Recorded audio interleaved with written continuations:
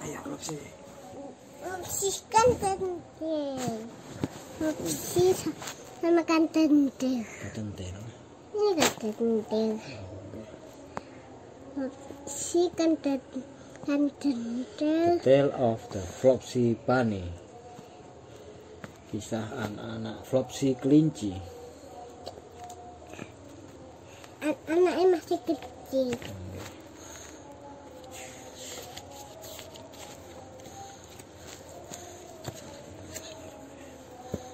Bismillahirrahmanirrahim. Mari baca terus bubuk nih. Kenapa? Istirahat.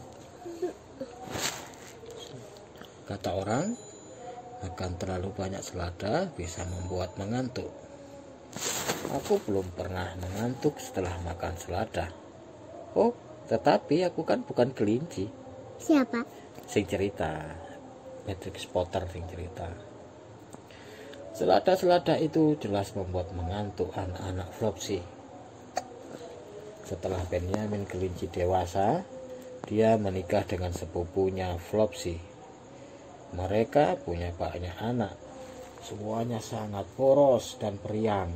Poros itu apa? Ambek kuriang itu apa? Periang itu apa? Ceria.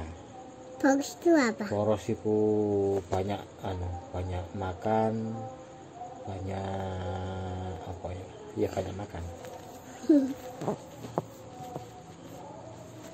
Aku tak ingat satu persatu nama anak-anak mereka. Mereka biasanya disebut anak-anak Flopsy. Karena mereka selalu kekurangan makanan, Benyamin biasanya meminjam kubis dari kakak Flopsy, Peter kelinci, yang punya kebun sayur. Kadang-kadang Peter kelinci tak punya kubis yang bisa dipinjamkan. Kalau ini terjadi, anak-anak Flopsy menyeberang padang ke gundukan sampah di lubang di luar kebun Pak McGregor. Mana ambek ibu nih? Ini main nang pinggir kebun Pak McGregor. Boleh nggak ambek ibu nih? Boleh. Kenapa? Boleh main tapi gak boleh masuk nang kebun Pak McGregor. Sampah Pak McGregor beragam isinya. Ada kaleng selai dan kantong kertas. Dan ada gundukan potongan rumput dari mesin pemotong yang selalu terasa berminyak. Dan ketimun busuk dan satu atau dua sepatu bot usang. Pada suatu hari, asiknya ada seonggok selada yang kelewat tua yang telah berbunga. Anak-anak Flopsy makan selada sampai kekenyangan. Setelah itu satu demi satu mengantuk dan berbaring di atas padang yang baru dipotong rumputnya. Benyamin tidak diserang kantuk sehebat anak-anaknya.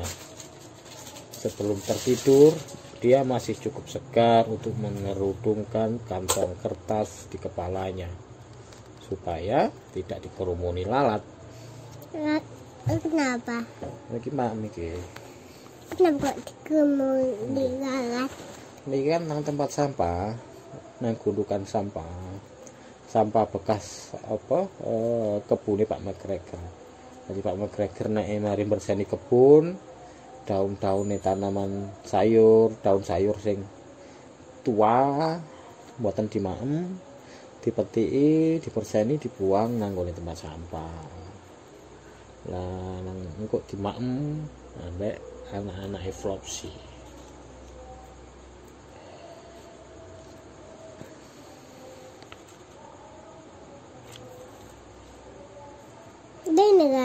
Lalat. Kelinci-kelinci kecil anak-anak Flopsy tidur nyenyak dalam hangatnya sinar matahari. Dari kebun di balik padang terdengar derum mesin pemotong rumput. Kumbang-kumbang berdengung di sekitar tembok. Dan seekor tikus kecil mencari makan di antara kaleng-kaleng selai. Aku bisa memberitahumu siapa namanya. Dia Thomas Yana Tittle Mouse, seekor tikus hutan dengan ekor panjang. Iki Bu Tittle Mouse iki. Ngapain? Nyari mak menanggone kaleng selain Pak McGregor.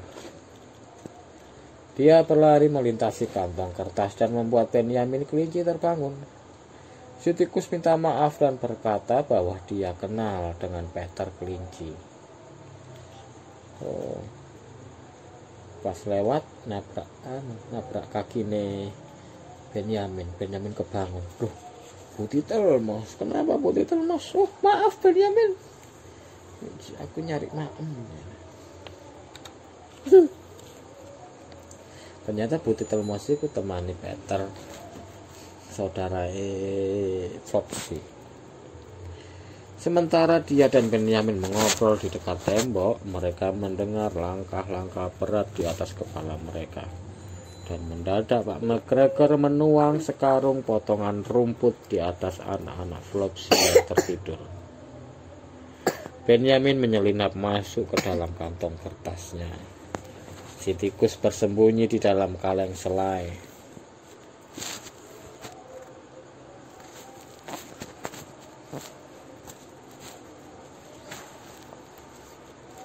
Kelinci-kelinci kecil tersenyum manis dalam tidur mereka. Dalam guyuran rumput, mereka tidak terbangun karena selada tadi benar-benar membuat mereka sangat mengantuk. Mereka bermimpi bahwa ibu mereka, Flopsy, menyelimuti mereka di atas tempat tidur jerami. Pak McGregor memandang ke bawah setelah mengosongkan karungnya. Dia melihat beberapa ujung telinga coklat yang lucu mencuat dari potongan rumput. Dia memandang ujung-ujung telinga itu selama beberapa waktu. Oh, pas anak-anak Flopsy tidur nang tempat sampah, nang tempat buangane potongane sayur, sampai mereka buang rumput sing mari dipotong nang kebun. Dituang. Ki rumpute iki. Anak-anak Flopsy ketimpaan, ketutupan rumput.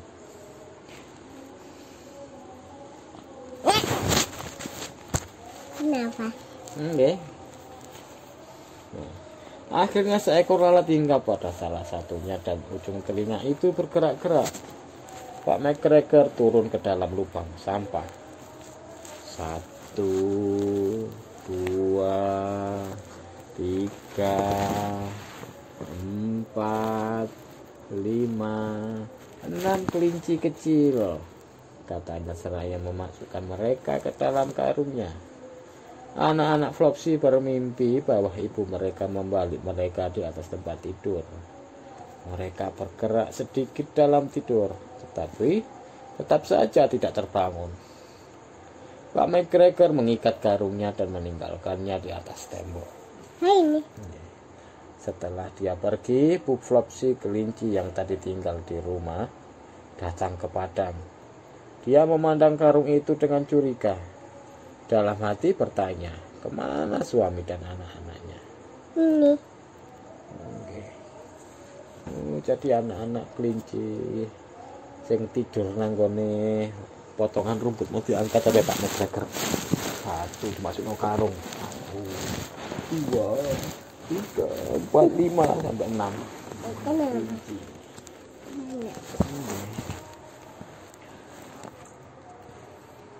Kemudian si tikus keluar dari dalam kaleng selainya dan Benyamin mencabut kantong kertas dari kepalanya dan mereka menceritakan musibah itu.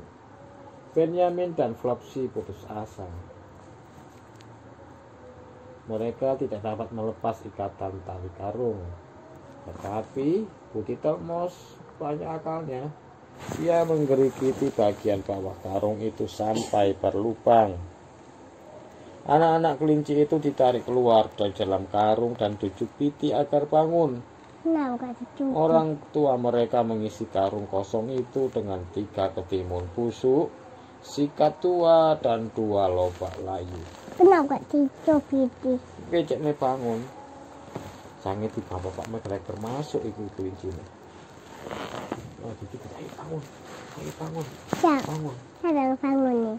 Bu Titelmos ambek Peter, ambek Benyamin, ambek Flopsy bangunin anak-anak. Kenapa? Dia bangun, saya gak ditangkap Pak McGregor. Ayo bangun, ayo nanti ditangkap Pak McGregor. Kenapa? Kemudian mereka semua bersembunyi di dalam semak dan menunggu Pak McGregor. Pak McGregor kembali dan mengangkat karung itu, membawanya pergi. Dia mengentengnya dengan satu tangan. Tampaknya agak berat. Anak-anak Flopsy mengikuti dalam jarak yang aman. Kenapa tidak ikuti? Diintip. Ada sih. Kenapa diintip? Ngintip. Kenapa nggak ngintip? Ngintip Pak McGregor ngambil apa karung sing digawe nangkap kelinci mang. Sembunyi. Mereka melihat Pak McGregor masuk ke rumahnya dan kemudian mereka mengendap-endap ke jendela untuk mendengarkan. Mereka melihat Pak McGregor masuk ke rumahnya dan kemudian mereka mengendap-endap ke jendela untuk mendengarkan. Pak McGregor melempar karung itu ke lantai batu dengan kasar. Pasti anak-anak Flopsy akan kesakitan sekali seandainya mereka yang berada di dalam karung itu. Mereka bisa mendengar Pak McGregor menyeret kursinya dan tertawa. 1, 2, 3, 4, 5, 6 kelinci kecil, kata Pak McGregor. Kita ketawain. Nggih. Kenapa? Dan Pak McGregor yang ngira tangkapan kelinci memang si enten. Ternyata kelinci kan belum lepas. Ada apa? Apalagi yang dirusak mereka? Tanya Pak McGregor ingin tahu. 1, 2, 3, 4, 5, 6 kelinci kecil gemuk. Pak McGregor mengulangi sambil menghitung dengan jarinya. 1, 2, 3, 4, 5, 6 kelinci kecil gemuk. Jangan konyol. Apa maksudmu Pak Tua? Di dalam karung 1, 2, 3, 4, 5, 6, jawab Pak McGregor. Anak bungsu Flopsy memanjat ke ambang jendela. Bu McGregor mengambil karung itu dan merabanya. Dia mengatakan dia bisa meraba 6, tetapi pastilah mereka kelinci tua karena keras sekali dan bentuknya berbeda-beda. Tak enak dimakan, tetapi bulu mereka bagus untuk pinggiran mantel tuaku. Pinggiran mantel tuamu, teriak Pak McGregor. Aku akan menjual mereka dan membeli tembakau kelinci. Aku akan menguliti mereka dan memotong kepala mereka. Bu McGregor melepas ikatan karung dan memasukkan tangannya. Ketika teraba olehnya sayur mayur busuk itu, dia menjadi amat sangat marah. Dia mengatakan Pak McGregor melakukannya dengan sengaja. Dan Pak McGregor juga sangat marah. Salah satu ketimun busuk itu melayang dari jendela dapur dan menghantam anak bungsu Flopsy. Lumayan sakitnya.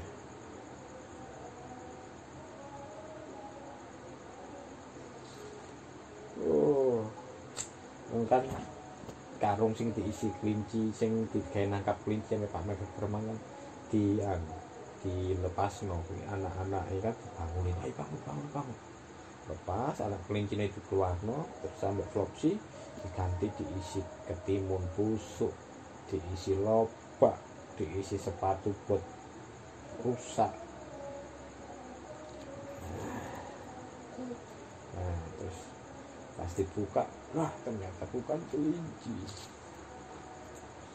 Pak McGregor ngiranya karungnya anak kelinci nih. Berarti ambek Bu McGregor ternyata dibuka isinya barang-barang sampah. Kemudian Benjamin dan Flopsy berpendapat sudah waktunya pulang. Maka Pak McGregor tidak mendapatkan tembakau dan Bu McGregor tidak mendapatkan kulit kelinci. Tapi Natal berikutnya, Thomasiana Little Mouse mendapat hadiah bulu kelinci cukup banyak untuk dibuat mantel dan topi dan syal indah dan sepasang sarung tangan hangat. Oh, bulu kelinci. Ini diparingi Putih Telmos diparingi keluargane Benyamin ambek Flopsy ambek anak-anak iki. Nggih, mantel iku jaket. Pun selesai. Impor satu. Selesai, oke? Ayo kita dengar lagi, Cek. Ayo. Oke, Kak.